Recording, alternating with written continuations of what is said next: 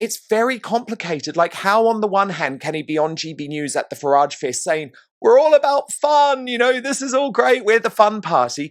Then on the other hand, going really dark about why he's not attending the count. Reform are a very serious party. Have you studied their policies? Because I have, and they want to just answer the criticism from Tim Montgomery. Sure. I am going to answer it. I am. So this actually isn't about policies. I'm just being frank, Kezia.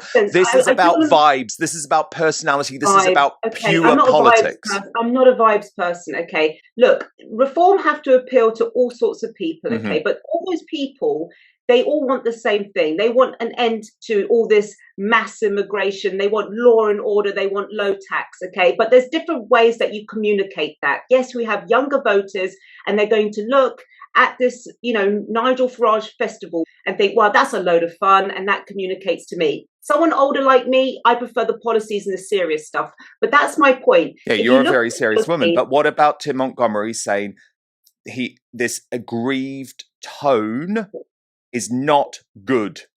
It's far too dominant.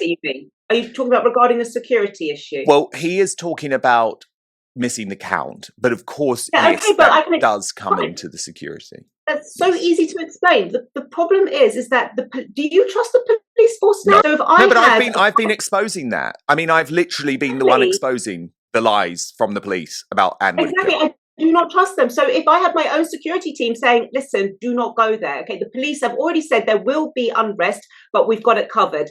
Not good enough, especially after what happened to Anne Whitaker. Reform are on red alert.